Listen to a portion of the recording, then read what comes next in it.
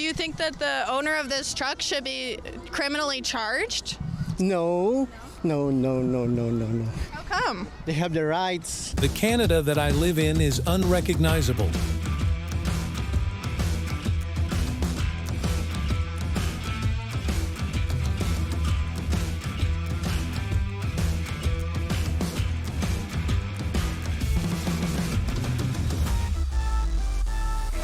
Everyone, welcome back to the Patriotic Polar Bear. Today we're diving into a hot topic brought up by Rebel News about the double standards in political messaging in Toronto. This is going to be a good one, so let's jump right in, and don't forget to like, subscribe, and hit that notification bell to stay updated with our latest videos. Let's take a look. I don't understand why that's a hate crime. Truck is a hate crime, but what they're doing to people on the university campuses is not a hate crime? That's absolutely unacceptable. Free speech is under attack, and I'm worried about that. It depends on what they are driving it around for, if it's for a good cause. Our kids not going with the guns on the street.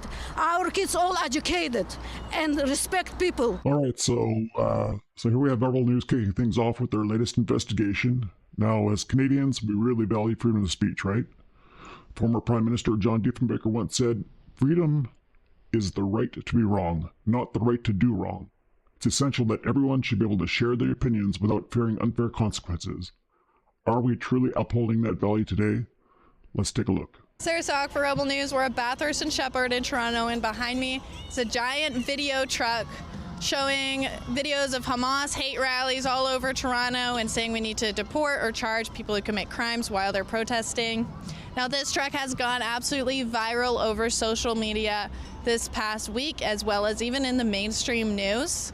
And the Toronto police has even said that they are going to investigate this truck as a hate crime, and they were looking for the owner of the truck. Now, the owner of that truck is my boss, Ezra Levant, and if he were to be charged under the criminal code with a hate crime, he could receive up to 2 years in prison. What happened to freedom of speech in Canada if you can't show a political message on a truck, whether or not you agree with it, without going to jail for a maximum of 2 years? We're going to talk to some Toronto locals in Bathurst and Sheppard area and find out what they think about this truck and whether or not we should have the freedom of speech to drive something like this around in Toronto. In Canada, or freedom of speech is absolutely gone. Have you seen this video before playing on this truck? It's gone viral this week. I've heard about it. I haven't actually seen the video on the truck. I'm actually very disappointed that they are condemning the truck instead of condemning what's going on. These pro-Hamas rallies should be illegal in our country, and it's ridiculous what they're doing. I seen it on the news the last day, but freedom of speech, I guess, do your thing. It'll piss a lot of people off, but we should have the right to do it, you think? I think you should have the right to do it, yeah. I'm just walking by and seeing this video, and I'm very glad that I walked by this and happened to be here. So that's great. I'm glad you guys are here. Freedom of speech is getting very difficult in Canada, so especially with the police. The police said they were going to look into it, and then I saw that one of the police officers was actually at one of the mosques and gave me information. Okay, so check this out. The video Billboard truck is showing some pretty intense footage. This truck has been called Islamophobic and hateful by a lot of folks. But here's the thing. Our Canadian stance is all about fair application of the law. If one side's getting policed harder than the other, then there's a problem. Think about it. Is the law being applied fairly here? If you agree or have your own thoughts, be sure to leave a comment below. Let's continue watching. All the, while it was still an ongoing investigation, which generally they don't do, so I think a lot of people are upset with that too. It just seems like there's biased policing. Nobody go to Hamas home and start to kill people. They come to home to Israel, but they have right to defend themselves. Do you think that the owner of this truck should be criminally charged? No. How come? They have the rights, and they have the rights to live. They have the rights to oppose, and we have the freedom also to live, right? And these are people, these are human beings. Everybody should be treated very well and fairly. What if it's just political language, like you're talking about an idea? Is that a crime? That's fine. That's a freedom of speech, right? Yeah, everyone having that. Basically just showing, the pro-Hamas demonstrators and kind of what they've been doing on the streets of Toronto. Cool. Yeah, free Palestine. Yeah. This is really ridiculous. And I'm on camera putting on my sunscreen lotion. 50 plus. Kids, put on your sunscreen lotion. It's hot out there. Do you think it should be a crime to drive a truck like this? No. No? They should be doing more to get rid of those people. It depends on what they are driving it around for. If it's for a good cause. So it all depends. Who decides if it's a good cause or not? You think the government decides that? Or the police?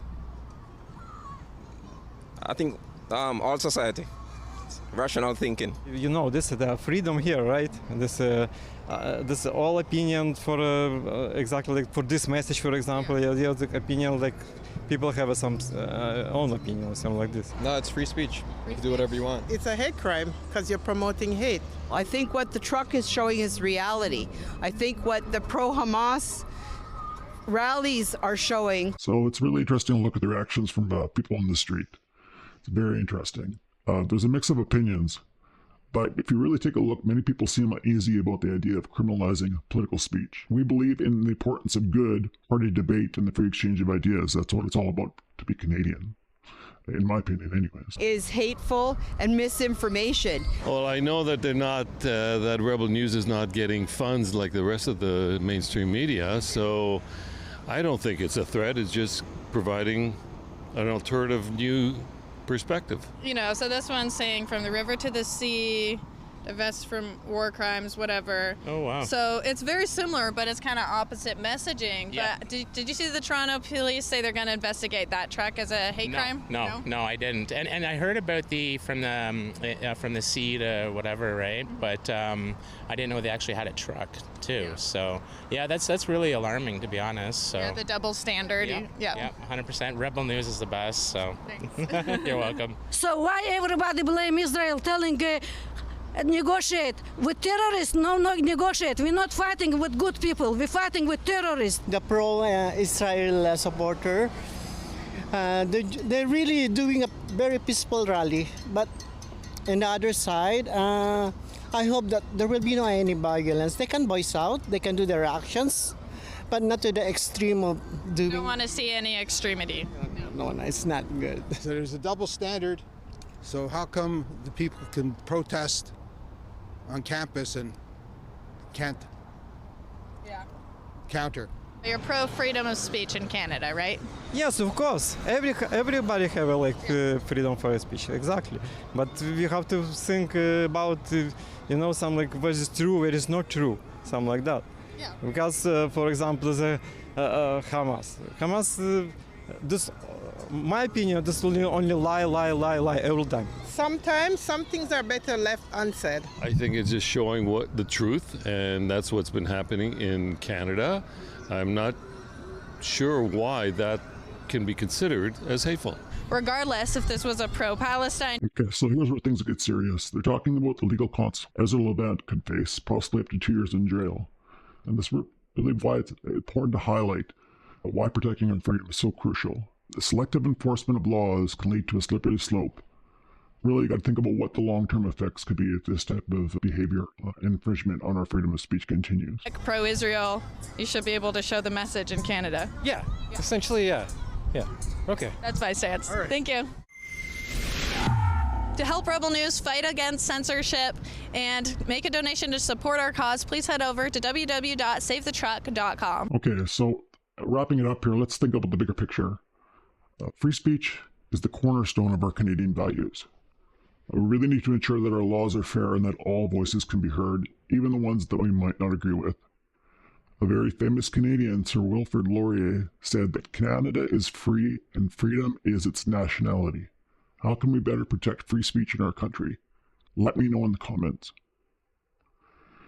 Rebel News is really shining light on what we see as a double standard by the Toronto Police in dealing with political messages. Their video Billboard truck faced a lot of backlash and hate crime investigation, while similar pro-Hamas messages did not get the same treatment. This discussion really emphasizes the importance of free speech, our key Canadian value. It's about ensuring our laws are applied fairly and protecting the free exchange of ideas. We've got to stand up for these principles to keep our society open and fair. Hey, let me know down in the comments what steps do you think we should take to ensure the freedom of speech is protected for all Canadians. And if you enjoyed this video, don't forget to like, subscribe, and hit that notification bell so you don't miss any of our updates. Thanks again for watching the Patriotic Polar Bear. Stay informed, stay engaged, and always stay true to your Canadian values. See you next time.